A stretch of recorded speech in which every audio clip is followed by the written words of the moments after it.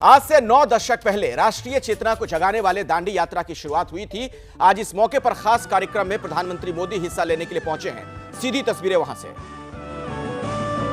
तुझसे ही तो जिंदा हूं मैं, मेरे हिंदुस्तान।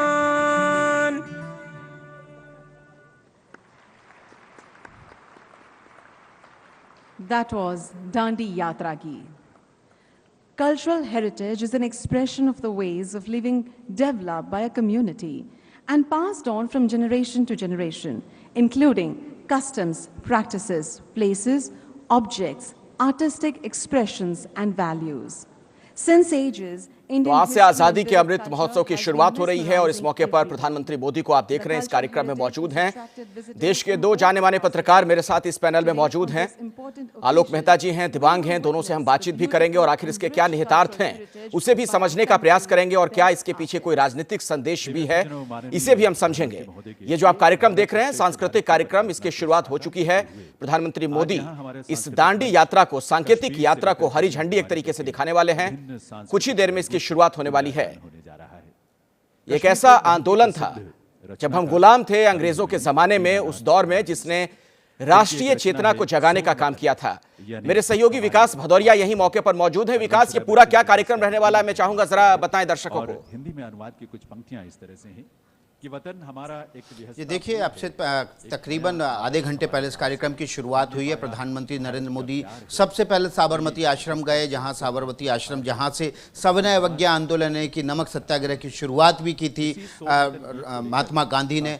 वहां पर उन्होंने दौरा किया, माल्यार्पण किया और वहां पर विजिटर बुक में हस्ताक्षर किए। इसके बाद वे यहाँ पर दांडी पुल के नज़दीक एक सभा का आयोजन किया गया है, जहाँ से वे साबरमती आश्रम के पुनर्निर्माण योजना का शुभारंभ करेंगे और इस अमृत महोत्सव जो कि आज़ादी के 75 साल पूरे होने के 75 हफ्ते पहले से शुरू हुआ है, उसकी भी शुरुआत करने जा रहे हैं। इसके बाद वे दांडी मार्च को यहाँ से हरी झंडी दिखाएंगे और उसके बाद ये कार्यक्रम संपन्न होगा। लेकिन इस कार्यक्रम की ये कार्यक्रम इसलिए भी महत्वपूर्ण है क्योंकि प्रधानमंत्री चाहते हैं कि उस दौर को जो 1930 में था सविनय अवज्ञा आंदोलन, उस समय देश ने जो भोगा है उसको एक बार से फिर से युवा पीढ़ी को बताया जाए और इसलिए पुनर्जीवित करने की तमाम उन आंदोलनों को, उन यात्राओं को कोशिश की जा रही है। मैं बीच में आपको रोक रहा हूँ, सांस्कृतिक कार्यक्रम जो चल रहा है जरा दर्शकों को दिखाते हैं उसकी एक झलकी।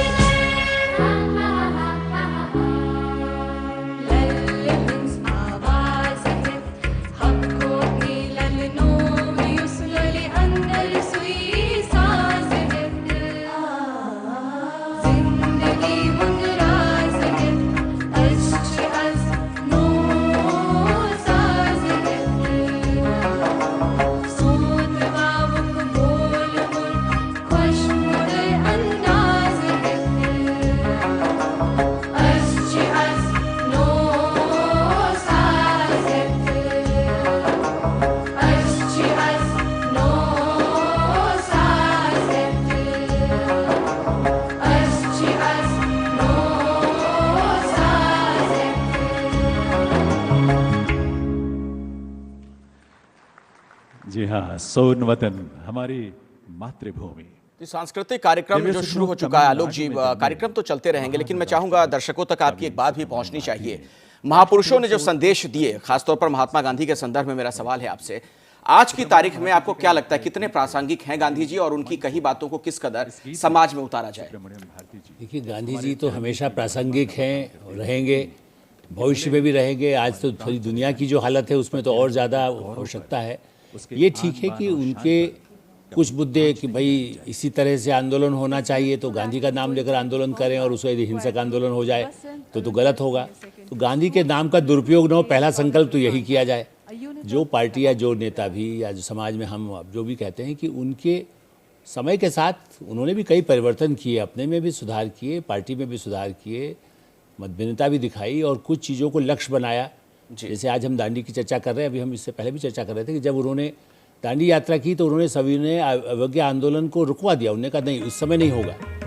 कोई ऐसी स्थिति वो तब भी देश में पैदा नहीं करना चाहते थे। तो हमें ये भी याद रखना है कि गांधी का नाम लेकर के हम उसका दुरुपयोग न करें। उनके मूल्यों को आज की परिस्थितियों के अनुरूप कैसे समाज में और विश्व में उसकी सहायता हो सकती है, उसका लाभ उठाएं। आपके कहने का मतलब ये है कि ये चीजें सिर्फ प्रतीकात्मक ना हो।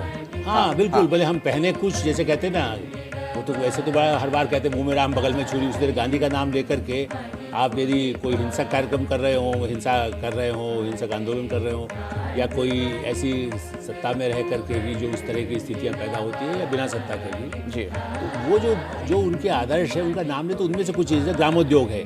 आज देखिए, आज हम सब स्किल डेवलपमेंट की बात कर रहे हैं। आज उस ग्रामोद्योग को उसी ढंग से यदि बढ़ाया जाता, कुटीर उद्योग को बढ़ाया जाता, सूरज की पूजा की जाती है, लेकिन आज देखिए सौर ऊर्जा का यदि उपयोग हो, तो गांधी ने कई स्वदेशी बातों को भी जो कहा था, उसको आज भी, आज गांव में, आज आदिवासी इलाकों में आज भी उसकी ज़रूरत है। उनका जो शोषण है उसको तब रुकेगा जब उनका सामान भी कैसे अच्छा बिक सके। तो हम गांधी के नाम लेकर के जब भी बात करते हैं तो उनके वो वही आज भी लागू होता है, क्योंकि कई स्थितियाँ समाज के लिए, देखिए सत्ता से नहीं जोड़े उसे, सत्ता के गुण अवगुण होंगे, इसीलिए तो गांधी तो कभी सत्ता में उस तरह से नहीं रहे ना। वो आज़ादी के समय उनका कोई ये नहीं था कि मैं इस पद पर रहूँगा, बल्कि आप 15 अगस्त में फोटो गांधी जी का नहीं दिखाई देता उस समय। वो नेहरू यहाँ पर थे, गांधी तो दूर बैठे हुए थे। उन्होंने ये नहीं कहा कि मैं उस समय संसद भवन में और दिल्ली में लाल किले पर दिखाई दे। तो ये एक गुण होना है कि आप अपने को पीछे रख करके कैसे नेतृत्व देते हैं और समाज को एक तरह से मजबूत करते हैं। चलिए एक बार फिर से चलते हैं विकास भदौरिया के पास। वहां पर इस कार्यक्रम में विकास भदौरिया मौजूद हैं, हमारे सहयोगी। विकास, अब आगे क्या कार्यक्रम रहने वाला है, कुछ सूचना और अगर दर्शकों तक आप पहुंचाएं। यहाँ देखिए, अभी सांस्कृतिक कार्यक्रम चल रहे हैं। इसमें अलग अलग राज्यों की जो सांस्कृतिक झलकियाँ हैं, झांकियाँ हैं, नृत्य हैं, गान हैं, गीत हैं, वे पेश किए जाएंगे। और उसके बाद फिर प्रधानमंत्री नरेंद्र मोदी का एक भाषण होगा, ताकि वो इस भाषण के जरिए इस अमृत महोत्सव कार्यक्रम की शुरुआत करेंगे। इस अमृत महोत्सव कार्यक्रम जो कि 75 हफ्तों तक चलना है, 75 साल के मौके पर आज़ादी का 75 साल होना, और आज की पीढ़ी के लिए, उस पीढ़ी के लिए जिसने संघर्ष किया, आज़ादी के आंदोलन के लिए, आज़ादी हासिल करने के लिए अपने जीवन की आहुति दी, उसका यहाँ पर गुणगान और महिमा मंडन प्रधानमंत्री करने वाले हैं। और साथ ही साथ वो युवा पीढ़ी को ये भी बताने वाले हैं कि जो आज़ादी है उसको सहेज के रखना, उसकी कीमत समझना आज के परिप्रेक्ष्य में कितना ज़रूरी है। आज का जो भारत है वो पुराने भारत किस दौर से गुजरा है और किस दौर से गुजर के आज इस स्टेज पर पहुंचा है, इसलिए इसकी अहमियत कितनी बढ़ जाती है। और यही वजह है कि प्रधानमंत्री नरेंद्र मोदी चाहते हैं कि उस दौरान जो आंदोलन हुए, आज़ादी के जो आंदोलन हुए, उस समय जिन लोगों की जो भूमिकाएं थीं उनको याद किया जाए, उनकी कहानियों को, उनके संघर्ष को युवा पीढ़ी तक पहुँचाया जाए, ताकि वो इसके महत्व को समझ सकें। अखिलेश, बिल्कुल। और ऐसे में दिबांग, आपसे भी थोड़ा मैं समझना चाहूँगा, लंबे वक्त से आप पत्रकारिता कर रहे हैं, कई दशकों से, ये बताइए, एक दांडी यात्रा तब हुई थी जब हम गुलाम थे, आज हम आज़ाद हैं, प्रतीकात्मक दांडी यात्रा आज, कोई समानता इसमें पाते हैं आप? देखिए, वो जो गांधी यात्रा थी अखिलेश, उसकी अगर आप डिटेलिंग देखें तो जिस तरीके से गांधी जी ने प्लान किया था किस तरह से आंदोलन किया जाता है, किस तरह से आंदोलन की शुरुआत होती है, उसकी एक बहुत साफ झलक मिलती है। यानी गुजराती अखबारों में उन्होंने लिखा कि हम आपके पास आ रहे हैं गांव में, पर खाना बहुत सादा बनाइएगा, उसमें तेल मिर्च मसाला बिल्कुल मत डालिएगा, हमें और कुछ नहीं चाहिए, सिर्फ एक साफ जगह चाहिए, क्योंकि जितने भी ये मार्च कर रहे हैं 81 लोग, ये अपने बेडिंग साथ में लाएंगे, यानी सोने का जो गद्दा वगैरह है वो साथ लेकर आएंगे। किस तरह से गांधी ने ये कोशिश की, जो मैंने अभी पहले बताया कि गांधी की ये कोशिश थी कि हर गांव में पता चले कि कितने समुदाय के, किस समुदाय के कितने लोग वहाँ रहते हैं, कितनी गायें हैं, कितने बैल हैं, कितने लोग चरखा काटते हैं, कितने लोग खादी पहनते हैं और कितने दलित हैं। ये संख्याएं उन्होंने जानने की बात कही। और अगर आप और भी विस्तार से देखें तो जहाँ जहाँ वो जाते थे वहाँ दलितों को बुलाते थे, शराबबंदी की बात करते थे। तो गांधी ने एक जो बड़ा उनका आंदोलन चला बाद में, उसका एक तरीके से बीज बोया और उसको बहुत करीब से देखा। और आप देखिए कि वॉइस रॉय को लग रहा था कि ये आंदोलन बिल्कुल फेल हो जाएगा। लंदन के जितने भी अखबार थे, चाहे टाइम्स हो या टाइम पत्रिका हो, अमेरिका की बहुत बड़ी पत्रिका, उसने बिल्कुल फूहड़ ढंग से उसकी कवरेज की, मजाक उड़ाया इस पतले दुबले जिसकी टांगें बिल्कुल बिजली के तार जैसी पतली हैं, वो व्यक्ति, ये कहा गया कि ये पूरी एक रिपोर्ट आई वायसरॉय के पास कि ये पूरी भी नहीं कर पाएंगे यात्रा, हो सकता है पहले ही गुजर जाएं। तो उन्होंने जो भारत से संबंधित मंत्री थे लंदन में, उनको चिट्ठी लिखी कि हो सकता है ये पहले ही निकल लें और मतलब हमारा सबका काम सही चलेगा। टाइम पत्रिका ने, जिसने इतना मजाक उड़ाया इस 60 साल से ज़्यादा के व्यक्ति का, टाइम पत्रिका ने उस साल स्टालिन को मैन ऑफ द ईयर नहीं चुना। टाइम पत्रिका ने उस साल सिनक्लेयर लुइस, जिनको अमेरिका में पहली बार लिटरेचर के लिए नोबेल प्राइज़ मिला, उनको नहीं मैन ऑफ द ईयर बनाया, बल्कि महात्मा गांधी को बनाया। और इसकी आलोचना करने के बाद बनाया, क्योंकि उनको दिखाई दिया कि ये एक आदमी है जो एक नई तरह की राह खोल रहा है और नया तरीके का आंदोलन खोल रहा है इतने बड़े देश में। ये एक बहुत बड़ी बात है, इसलिए इस यात्रा का बहुत ज़्यादा महत्व है। जी, बहुत बढ़िया प्रसंग आपने सुनाया। दिव्यांग दर्शकों को जरा दिखाते हैं क्या हो रहा है यहाँ पर इस कार्यक्रम में।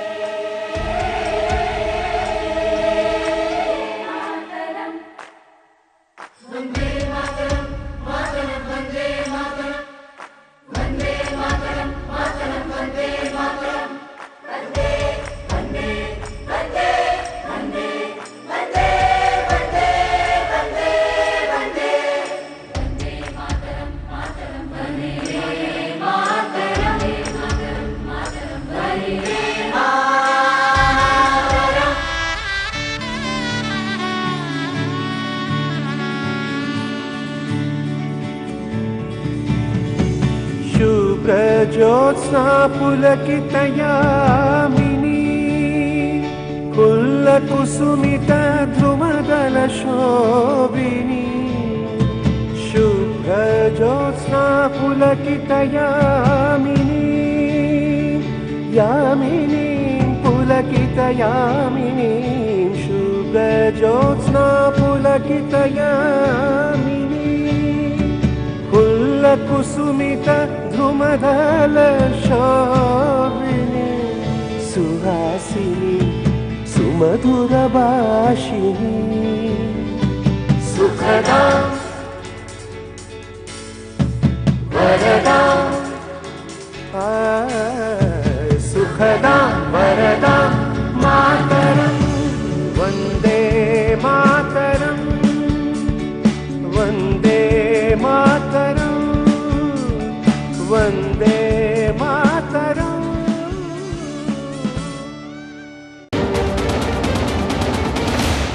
दे दी हमें आजादी, बिना खडक बिना ढाल, साबरमती के संत तूने कर दिया कमाल। आज इसी साबरमती के संत के आश्रम में प्रधानमंत्री मौजूद हैं और एक बार फिर से उस दांडी यात्रा को याद करने की कोशिश की जा रही है इस सांस्कृतिक कार्यक्रम के जरिए। देखिए आप।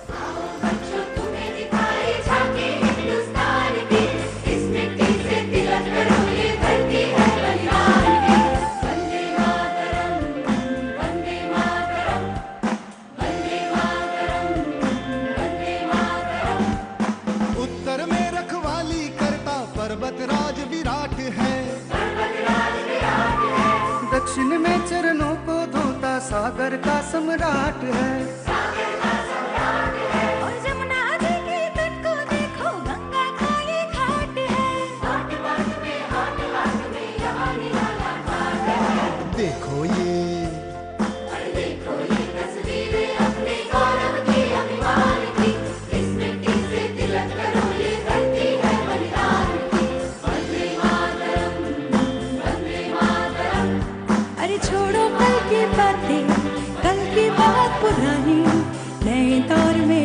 मिलके मिलकर नई कहानी।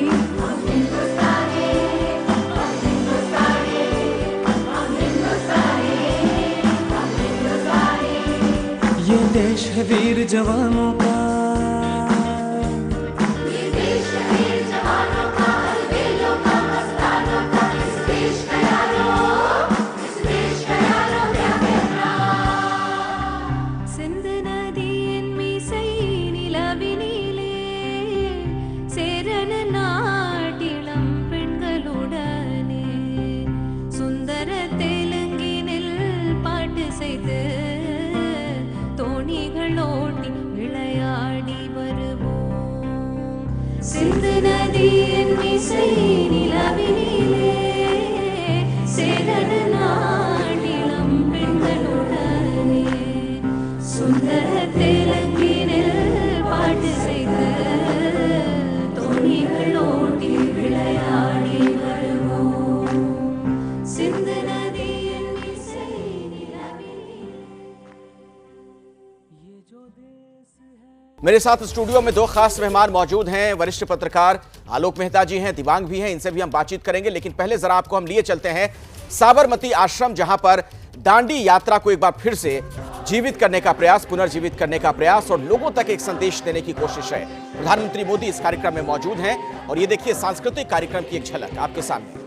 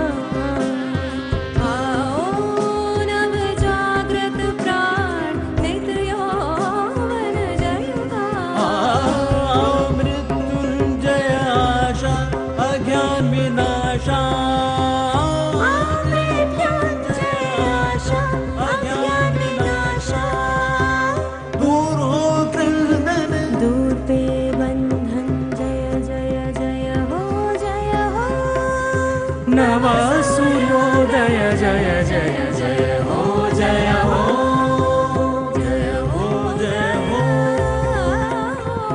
जय हो, जय हो, जय हो, जय जय जय हो।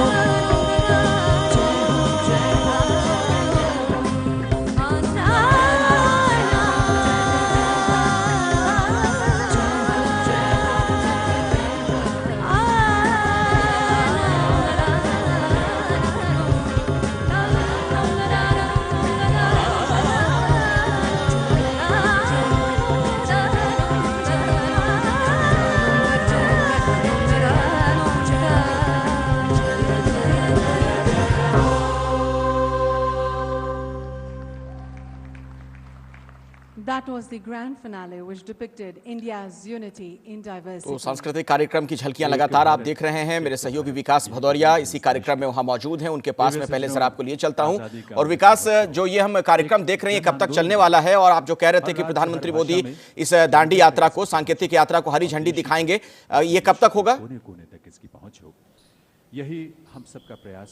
जी देखिए, तकरीबन ये 50 से 55 मिनट का सांस्कृतिक कार्यक्रम है जिसमें आंदोलन से जुड़ी हुई झलकियां हैं, नृत्य है, अलग अलग राज्यों के संगीत और नृत्य गान भी हैं। तकरीबन 55 मिनट तक ये कार्यक्रम चलेगा। उसके बाद प्रधानमंत्री नरेंद्र मोदी का भाषण होगा। ये कार्यक्रम कुल मिलाकर तकरीबन 1 बजे तक चलना है और उसके बाद फिर प्रधानमंत्री नरेंद्र मोदी दांडी यात्रा की जो प्रतीकात्मक यात्रा निकाली जानी है उसको हरी झंडी दिखाएंगे और 1:15 बजे के आसपास प्रधानमंत्री यहाँ से रवाना होंगे। तो तकरीबन अभी कह सकते हैं आप कि ये कार्यक्रम तकरीबन 1.25 घंटे का और बाकी है और इसमें से अभी 35 से 40 मिनट का सांस्कृतिक कार्यक्रम होगा और उसके बाद प्रधानमंत्री का भाषण होगा। महत्वपूर्ण बात अखिलेश ये है कि इन कार्यक्रमों के जरिए अलग अलग स्थानों में, देश के रोज़ 75 अलग अलग स्थानों में ये 75वां जो जिसको कहते हैं आज़ादी का वर्ष है, उसको मनाने के लिए जो अमृत महोत्सव का कार्यक्रम है वो आयोजित किया जा रहा है। उसकी शुरुआत यहाँ से हो रही है, लेकिन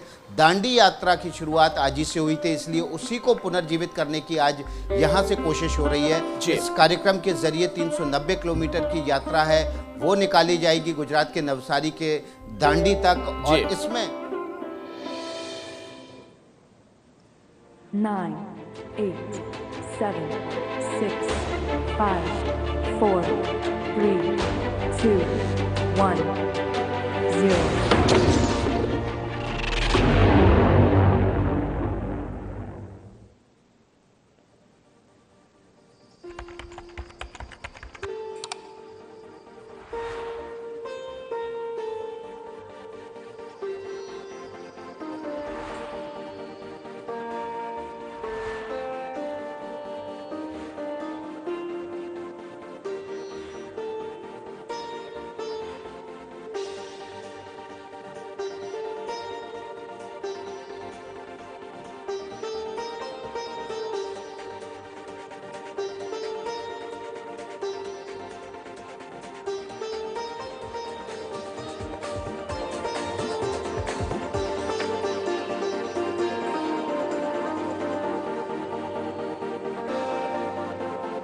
इस कार्यक्रम की जो झलक है वो तो हम आपको दिखाते रहेंगे, लेकिन दिबांग आपसे एक टिप्पणी इस पर चाहूंगा। क्या इस तरीके के कार्यक्रम आपको ये लगता है कि एक मौका होता है कि मौजूदा पीढ़ी तक हम इतिहास के उन सुनहरे पन्नों की जो यादें हैं उसको पहुंचाएं?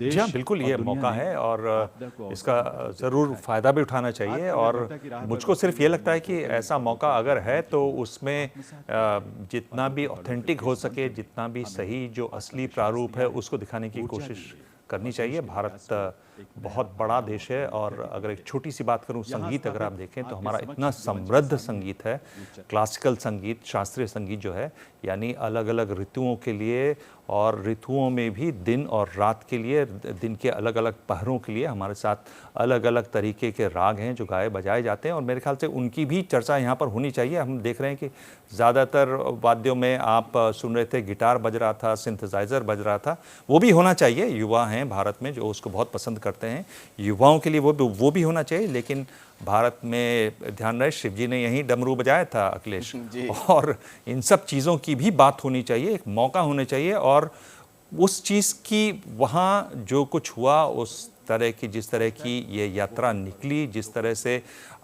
11 अलग अलग राज्यों से लोग उसमें शामिल हुए उस यात्रा में। आप ये देखिए कि गांधी 15 में यहाँ पर आए, 30 में ये यात्रा निकाली और उन्होंने 11 अलग अलग राज्यों से लोगों को जुटाया, अलग अलग धर्मों के लोगों को जुटाया। उसमें एक क्रिश्चियन भी थे, कई मुसलमान भी थे और दलितों को उसमें जुड़ाया। तो ये सारी बातें भी आनी चाहिए समग्र रूप से, उसकी जो गहराई है वो भी आ जानी चाहिए। बिल्कुल आप सही कह रहे हैं कि जो वाकई में भारतीय संस्कृति है, जो सभ्यता है, उसकी एक झलक यहाँ देखने को मिले। आजादी का अमृत महोत्सव, जी हाँ, इसकी शुरुआत हो चुकी है प्रतीकात्मक दांडी यात्रा के जरिए। प्रधानमंत्री नरेंद्र मोदी अभी इस कार्यक्रम में मौजूद हैं। आपको लिए चलते हैं सीधे इस कार्यक्रम में। आप देख रहे हैं मंच पर मौजूद प्रधानमंत्री मोदी और लगातार अलग अलग सांस्कृतिक कार्यक्रम यहां पर हम देख पा रहे हैं। 75 वर्ष पूर्ण होने के 75 सप्ताह पहले साबरमती की इस पवित्र धरती पर और दांडी यात्रा, तो हम आपको सुनवाएंगे प्रधानमंत्री मोदी का कुछ ही देर में यहाँ पर संबोधन भी होना है। लेकिन आलोक जी, पहले आपसे एक कमेंट इस पर मैं चाहूंगा। ये जो आजादी का अमृत महोत्सव है, आज से इसकी शुरुआत हो रही है, आप इसको किस तरीके से देखते हैं, इसके क्या मायने मतलब? देखिए, पहला तो ये कि नई पीढ़ी को भी एक तरह से और चीज़ों को याद दिलाई जाए कि आज़ादी किस कठिनाई के साथ मिली। नमक का यदि कानून था, यदि उसको तोड़ना था, तो आज भी जो कानून बनते हैं, ऐसा कानून जिससे आदिवासी इलाकों के लिए भी यदि कुछ काम होना है तो ऐसा कानून से उन सबको कहीं ऐसे संकट ना आने पाए, नंबर 1।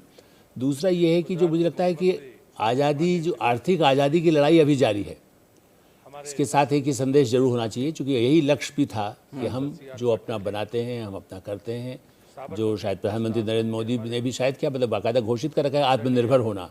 तो ये बात हम वर्षों से सुन रहे हैं, लेकिन अब ये सही समय है जब 75 वर्ष के हम, ये खाली सेलिब्रेशन इसलिए नहीं है कि भाई हम याद कर लें आज मंदिर गए। आप यदि उनके जो उसका लाभ है समाज को, उस आज़ादी का, उस लोकतंत्र का, वो कैसे लोगों तक पहुँचे, ये उसका एक संदेश उन सब के लिए है। केवल ये सरकार का आयोजन नहीं माना जाना चाहिए। मैं ऐसा मानना है कि हर पार्टी का, हर सरकार का और संस्थाओं का लिए यह है कि हम उन जो गांधी ने जिस तरह से इस आज़ादी को दिलाने के लिए काम किया, आज ज़रूरी नहीं कि आप पैदल जाएं, आप बैलगाड़ी से जाएं, आप ट्रैक्टर से जाएं, आप हवाई जहाज़ से जाएं, लेकिन उससे उनके जो लाभ मिलना चाहिए थे, उस लाभ को, जिस लक्ष्य को रखा गया था, तो इनमें से कुछ ऐसी बातें सामने आती हैं जो आएंगी और सामाजिक सौहार्द जो पैदा, देखिए 81 लोग यदि उन्होंने चुने थे दांडी यात्रा में, तो आज भी किस तरह से समाज के विभिन्न वर्गों को जोड़े, जो देवांग जिसकी चर्चा भी कर रहे थे। बिल्कुल। तो मुझे लगता है कि सबको सामाजिक समरसता और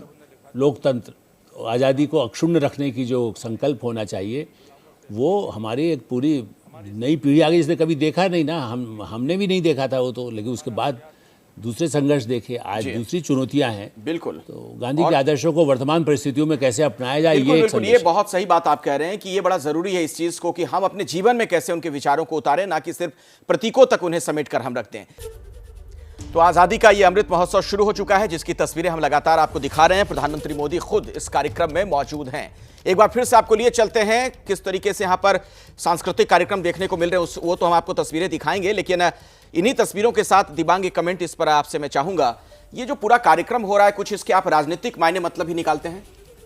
जी हाँ, बिल्कुल। ये जो कार्यक्रम हो रहा है, देखिए, बिल्कुल देश के पश्चिमी हिस्से में हो रहा है, लेकिन पूर्वी हिस्से पर और ख़ासतौर पर बंगाल पर इसकी छाया ज़रूर दिखाई देगी।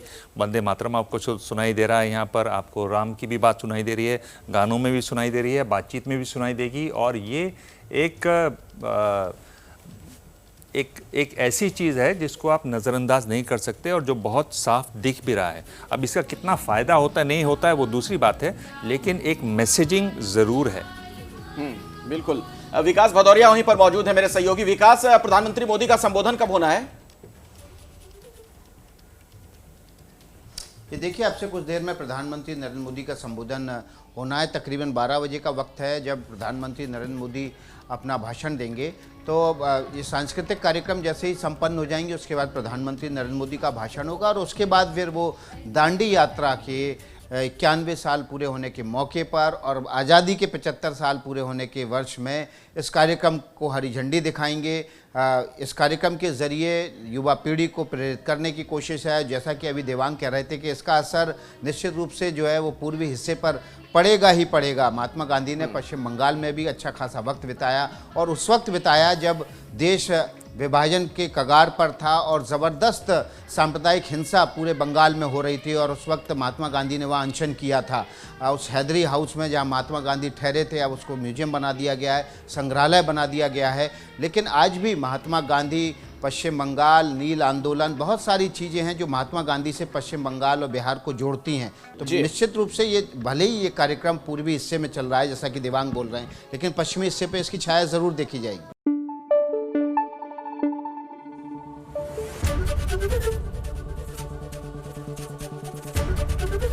एबीपी न्यूज आपको रखे आगे।